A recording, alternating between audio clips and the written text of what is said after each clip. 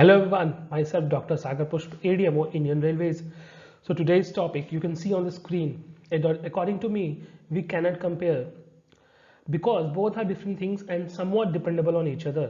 So let's discuss this topic. Before I start the video, I welcome you all on my channel Doctor's Desk.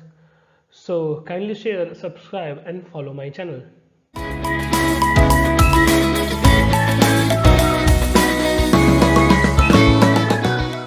UPSC या NEET PG. I got so many messages regarding this. Many are confused what to do. So I will try my best to help you all through this video. Hope you all gonna enjoy this video. So before deciding what you have to choose, you all have to know about few important things. So kindly don't come on the conclusion before end of series of videos on this topic. So कुछ चीज़ें you have to know before deciding about this both UPSC CMS and the NEET PG. Like आजकल PG करना must है. If you'll see the first point, the post graduation is most important these days. Means हर जगह PG की demand बढ़ती जा रही है and I'm in railway. So if I'll tell you अगर आपको सिटी में अच्छे सिटी में पोस्टिंग चाहिए तो PG करना मस्ट है. Because they'll give posting to post graduate person in the metro cities. वरना कहीं अगर आपने MBBS है सिर्फ तो कहीं छोटे सिटी में आपको पोस्टिंग मिल जाएगी लाइक हेल्थ यूनिट में या सब डिविजनल हॉस्पिटल में. वैसे ही हर जगह जैसे चल रहा है तो पोस्ट ग्रेजुएशन इज मस्ट. तो अगर नेक्स्ट चीज़ हम देखें तो कुछ चीज़ें मैंने लिखी हुई हैं स्क्रीन पे आपको दिख रही होंगी कि we all should know, you all should be clear about what you want in your life.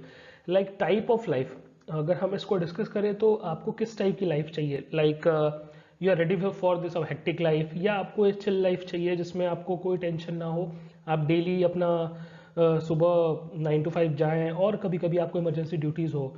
तो ये डिफ्रेंशिएट करना बहुत ज़रूरी है आपको इस NEET PG या UPSC CMS जो अभी आजकल हाईलाइटेड है.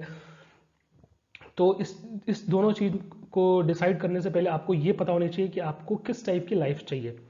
दूसरी बात आती है सैलरी की. अगर आप UPSC CMS के थ्रू ज्वाइन करते हैं तो आपकी सैलरी फिक्स रहेगी. मीन्स दे विल इंक्रीज, जैसे कि हर 6 महीने पे DA बढ़ेगा और हर साल आपका इंक्रीमेंट होगा और आपके प्रमोशन के साथ आपका लेवल बढ़ेगा तो भी पैसे बढ़ेंगे. तो ये धीरे धीरे पैसे इंक्रीज होंगे. या आपको अपना खुद का सेटअप करना है, जैसे कि आपको सेटअप करना हो खुद का, या आपको प्राइवेट हॉस्पिटल में काम करना है. मीन्स सेकेंड जो मोस्ट इंपॉर्टेंट थिंग आपको अपने दिमाग में रखना है ये चीज़ डिसाइड करने से पहले कि आपको किस टाइप की सैलरी चाहिए. तीसरी चीज़ पे हम आ जाते हैं, place where you want to live. मतलब अगर आप किस जगह रहना चाहते हैं, जैसे कि आप किसी एक फिक्स जगह रहना चाहते हैं जैसे अपने घर के नज़दीक, या आपको ये पसंद है कि आपका ट्रांसफ़र एक जगह से दूसरे जगह हो पाए. तो इस चीज़ के बारे में भी आपको पहले डिसाइड करना है कि क्या आप ट्रांसफ़र अफोर्ड कर सकते हैं या आपको अपने घर के पास में ही रहना है. तो ये तीसरी चीज़ है जो बहुत मैटर करती है. चौथा, एम्बिशंस. सबके अपने डिफरेंट एम्बिशंस होते हैं. किसी को दोनों एज ए डॉक्टर और एज ए एडमिनिस्ट्रेटर दोनों करना पसंद है, या किसी को अपने जो स्पेशलिटी है उसमें ही सिर्फ आगे बढ़ना है, उनको एडमिनिस्ट्रेशन से कुछ नहीं है, उनका खुद का अपना क्लिनिक बनाना है जो और उसको और ज़्यादा आगे बढ़ाना है. तो आपको अपने खुद के एम्बिशंस पता होने चाहिए. नेक्स्ट चीज़ है हमारा टाइप ऑफ सर्विस. क्या आप प्राइवेट हॉस्पिटल में काम करना चाहते, या आप एक एज ए सिविल सर्वेंट या आप गवर्नमेंट सेटअप में काम करना चाहते हैं. तो आपको ये अपना देखना है कि आप किस टाइप की सर्विस प्रोवाइड करना चाहते हैं कम्युनिटी को, एज ए प्राइवेट डॉक्टर या अपना खुद का सेटअप खोल के, या आप गवर्नमेंट सेटअप के थ्रू सर्विस प्रोवाइड करना चाहते हैं. नेक्स्ट है need of the family. Like जैसे कि शादी के बाद से हमारी नीड्स चेंज हो जाती है, जब फैमिली हो जाती है तो उसके अकॉर्डिंग भी आपको अपने डिसाइड करना है कि कैसे रहना है. तीसरी आपकी प्रायोरिटीज़ क्या है लाइफ में. तो जैसे मैंने आपको ये सारे टॉपिक्स बताए, ये सारे पॉइंट्स बताए, तो इसके थ्रू आपको अपना डिसाइड करना है पहले कि ये सब चीज़ें आपको चाहिए, क्या चाहिए और क्या नहीं चाहिए. उसके बाद ही आप नेक्स्ट डिसाइड करें कि आप इन दोनों में से आप क्या चूज़ करना चाहते हैं. नेक्स्ट मैं मेन टॉपिक पे आऊँ उससे पहले मैं कुछ डेटा आपको दिखाना चाहता हूँ. शायद आप मेरे इशारे को समझ पाए मैं क्या कहना चाह रहा हूँ इस डेटा के थ्रू. जैसे कि आप देख सकते हैं कि टोटल जो सीट्स हैं MBBS के लिए ऑल ओवर इंडिया में अराउंड 84,000 हो चुकी है अब, और धीरे धीरे ये और बढ़ती ही चली जाएगी. जैसे कि गवर्नमेंट में अप्रॉक्स 45 के और प्राइवेट की सीट अप्रॉक्सीमेटली 40 के है, और आपको पता है कि प्राइवेट की फ़ी भी अब बहुत ज़्यादा हो चुकी है, जो कि बहुत लोगों के लिए, जैसे हम मिडिल क्लास फैमिली वालों के लिए अफोर्डेबल नहीं है। नेक्स्ट मैं आपको बताना चाहता हूँ कि जो टोटल सीट्स हैं पीजी के लिए, आप देख सकते हैं बिल्कुल हाफ, लगभग हाफ है as compare to the MBBS. तो यहाँ भी इसकी वजह से भी चीज़ें थोड़ी कॉम्प्लिकेट हो जाती हैं। अगर आप आगे बढ़ते हैं सुपर स्पेशलाइजेशन के लिए, तो इंडिया में अप्रॉक्सीमेटली सिर्फ 6000 ही सीट है। तो अगर आप ऊपर से हायरार्की देखें, एमबीबीएस, पीजी, सुपर स्पेशलाइजेशन, तो आप देख सकते हैं कि जैसे जैसे ऊपर जा रहे हैं नंबर ऑफ सीट्स कम हो रहे हैं, जिसकी वजह से उस लेवल पे कंपटीशन बहुत बढ़ रहा है। मैं नेक्स्ट चीज़ और आपको बताना चाहता हूँ कि जो फॉरेन ग्रेजुएट्स इंडिया में वापस आते हैं, उनकी भी अप्रोक्सीमेटली अराउंड 20 से 25 के फॉरेन ग्रेजुएट्स इंडिया में वापस आते हैं, और उसके बाद से उनका जो एग्ज़ाम होता है उसको क्लियर करने के बाद वो लोग पीजी के लिए अपेयर होते हैं। तो वो भी यहाँ कंपटीशन को इंक्रीज़ कर रहे हैं। तो मैं क्या कहना चाहता हूँ, आप शायद समझ रहे हो, जैसे कि हम सब जानते हैं कि सबकी फाइनेंशियल कंडीशन सेम नहीं होती है। तो some of us need a stability as soon as possible. जितना मैंने एक साल में देखा, it's not a bad option. You can join, and if you are not getting PG just after internship or after 1 year, then you can crack this exam. It's not easy to crack also, तो you can crack this exam। उसके बाद आप ये join कर सकते, और इसके ये जॉब करते में क्योंकि उतनी हेक्टिक नहीं रहती यहाँ पे जॉब, आपको लिमिटेड ड्यूरेशन ऑफ आवर रहता है और लिमिटेड इमरजेंसी करनी पड़ती है, तो आपके पास एक अच्छा टाइम रहता है जैसे कि आप अपने पोस्ट ग्रेजुएशन के लिए प्रिपेयर करें। और यहाँ पर आजकल जो पोस्ट ग्रेजुएशन की डिमांड है, जिसकी वजह से जो भी कैडर है वो प्रमोट कर रहा है कि अब जो हम उनके खुद के डॉक्टर हैं वो जाएं, पोस्ट ग्रेजुएशन करें और वापस आके यहाँ पे सर्विस प्रोवाइड करें। तो it's easy now as compare to पहले लोग एमबीबीएस ही रह जाते थे। तो इसके रिलेटेड यूपीएससी सीएमएस के जो प्रोज और कॉन्स है वो नेक्स्ट मैं वीडियो में आपको बताऊंगा। आप नंबर ऑफ सीट से पता लगा सकते हैं, as compare to number of appearing candidate seats are very less, and और आप ज्वाइन करके पीजी में एडमिशन आजकल आराम से मिल जाता है। तो पहले की बातों पे ना जाए, उतना टेंशन लेने की ज़रूरत नहीं है। और आप सबको अपने खुद की प्रेफरेंस पहले पता होनी चाहिए, जो मैंने प्रीवियस स्लाइड में आपके साथ डिस्कस की। अब ये फ्लो चार्ट मैंने खुद से बनाया है, क्योंकि इस फ्लो चार्ट के थ्रू मैं आपको बताना चाहता हूँ कि हम ऐसे चीज़ को कंपेयर कर रहे हैं जिसको हमें कंपेयर नहीं करना चाहिए, क्योंकि दोनों चीज़ें बहुत ही अलग है। जैसे कि अगर मैं एमबीबीएस की बात करूँ तो एमबीबीएस में आपको आने के लिए आपको नीट यूजी क्लियर करना पड़ता है, जो कि एक एंट्रेंस एग्जाम है। पोस्ट ग्रेजुएशन में आने के लिए आपको नीट पीजी क्लियर करना पड़ता है, और सुपर स्पेशलाइजेशन में आपको आने के लिए NEET super speciality exam clear करना पड़ता है। और ये हायरार्की आप देख ही रहे हैं, मैंने एरो के थ्रू डिनोट किया हुआ है। नेक्स्ट चीज, मैंने यहाँ पे यूपीएससी सीएमएस को अलग से लिखा है और 3 एरो बनाया है। इसका क्या मतलब है कि आप एमबीबीएस करने के बाद भी ये एग्जाम दे सकते हैं, अगर आप पोस्ट ग्रेजुएट हैं या सुपर स्पेशलाइजेशन आप कर चुके हैं तब भी ये एग्जाम दे सकते हैं। तो मैं यहाँ बताना चाहता हूँ कि आप नीट पीजी जिसके थ्रू पोस्ट ग्रेजुएशन में आप एंटर करते हैं, उसको एक कॉमन एग्जाम के थ्रू आप ना कंपेयर करें। It's all depend on you, आप क्या चूज करते हैं अपने लाइफ में, लेकिन इसको कंपेयर ना करें।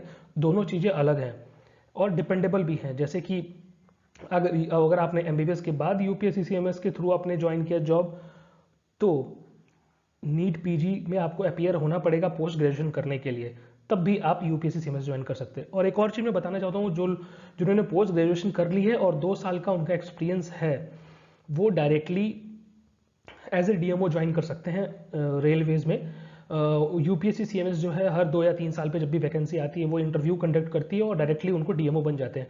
लेकिन अगर आप आफ्टर एमबीबीएस या after post graduation super specialisation, जो यूपीएससी सीएमएस का यूपीएससी कमांड मेडिकल सर्विसेज का जो एग्जाम रिटन और इंटरव्यू होता है, उसके थ्रू आपको एडीएमओ पोस्ट मिलती है और 4 साल बाद आप प्रमोट होकर डीएमओ बनते हैं। लेकिन आपने पोस्ट ग्रेजुएशन किया है और 2 साल का एक्सपीरियंस है, तो आप डायरेक्टली डीएमओ बन सकते हैं। Same applied with the super specialisation. अगर आपने सुपर स्पेशलाइजेशन किया है और आपके पास 2 साल का एक्सपीरियंस है, तो आप डायरेक्टली सीनियर डीएमओ बन सकते हैं। आई टेल यू, अगर आप एज ए डीएमओ ज्वाइन करते हैं तो आफ्टर 9 ईयर आप सीनियर डीएमओ बनते हैं, और senior DMO is junior administrative grade. So you have lots of power as a administrator there if you are joining as a senior DMO.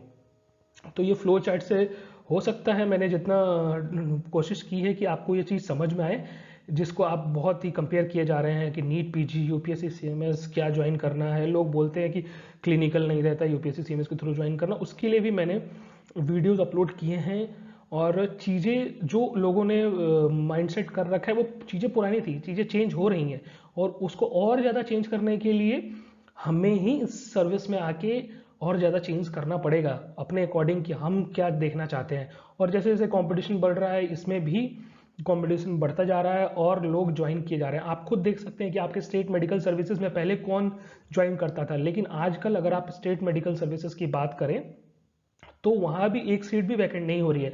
तो इस चीज़ को आप देख के लगा सकते हैं कि लेवल ऑफ कंपटीशन कितना ज़्यादा बढ़ गया है और एक सब लोग एक स्टेबल सर्विस, परमानेंट सर्विस के पीछे जा रहे हैं क्योंकि उनको पता है कि अगर स्टेबल सर्विस है उसके बाद भी वो अपना खुद का प्रैक्टिस कर सकते हैं। तो मैं आई होप आप सबको ये जो मैंने फ्लो चार्ट बनाया इससे कुछ समझ आया हो। सो नेक्स्ट क्वेश्चन वही था कि why people are comparing NEET PG and UPSC CMS. I hope आपको भी लगा हो कि डिफरेंस चीज़ों को हम क्यों कंपेयर कर रहे हैं, डिफरेंट डिफरेंट जो चीज़ें हैं दोनों उनको क्यों कंपेयर कर रहे हैं। मुझे जितना लगता है कि पीपल कंपेयरिंग एज एग्जामिनेशन, क्योंकि वो उसी लेवल पे आफ्टर देयर एमबीबीएस वो नीट पीजी का भी एग्जाम देते हैं और आफ्टर देयर एमबीबीएस वो यूपीएससी सीएमएस का भी एग्जाम देते हैं। तो एज ए एग्जाम वो उसको कंपेयर करने लग जाते हैं कि नीट पीजी के बाद मैंने पोस्ट ग्रेजुएशन कर ली, लेकिन वो जब पोस्ट ग्रेजुएशन में जाते हैं उसके बाद फिर एसआरसिप करते हैं, उसके बाद फिर सुपर स्पेशलाइजेशन प्रिपरेशन करते हैं, तब उनको कहीं ना कहीं ये चीज़ें महसूस होती हैं कि एक स्टेबिलिटी, मतलब एक स्टेबल चीज़ चाहिए जिसके बेसिस पे वो और आगे बढ़ सके। आपको कोई एक बेस बना के दे दे और उस पर अगर आप जाओ तो आपको एक अपना सेकंड ऑप्शन तो रेडी रहता है ना, तो उससे आपको और अच्छा लगता है। तो वही चीज़ मैं यहाँ बोलना चाहता हूँ। कुछ लोगों को बोलते सुना है और बहुत सारे ग्रुप्स में मैंने वो भी मैसेजेस पढ़े हैं कि ये जॉब है जो कि स्पेशलाइजेशन के लिए नहीं होता, ये क्लिनिकल काम के साथ साथ एडमिनिस्ट्रेटिव बहुत ज़्यादा करवा देते हैं। चीज़ें हैं, आपको मैनेज करनी, एडमिनिस्ट्रेशन है तो आपको संभालना ही पड़ेगा, लेकिन साथ साथ आप अपना क्लिनिकल वर्क भी करें, यहाँ आपको कोई नहीं रुकेगा। अगर आप क्लिनिकल वर्क ज़्यादा करते हैं तो आप क्लिनिकल वर्क ज़्यादा करने के लिए मिलेगा।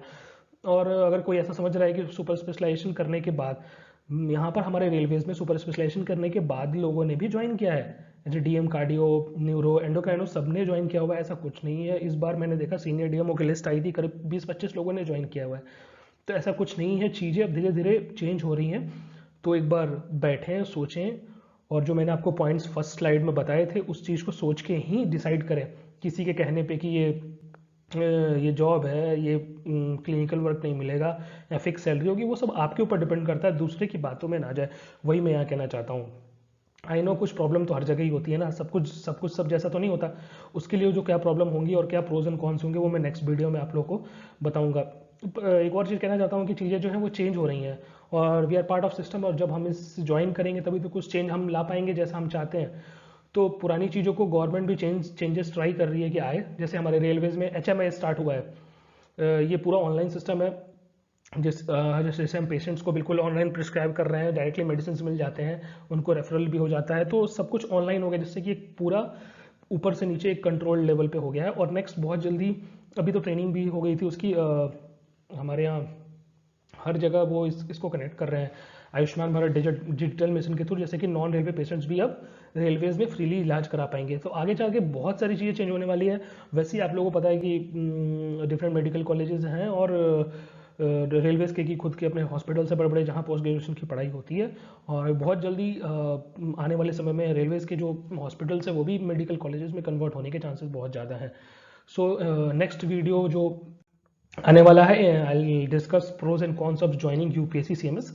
सो होप आपको ये वीडियो अच्छा लगा हो, और अगर मैं 10% या 20% भी आपके माइंडसेट को चेंज करने में या आपको आगे चूज करने में मदद कर पाऊँ तो इसके लिए मुझे बहुत ही अच्छा लगेगा। So hope you have enjoyed the lot and thank you and thanks a lot. Hope all of you are doing well and all the best for your life.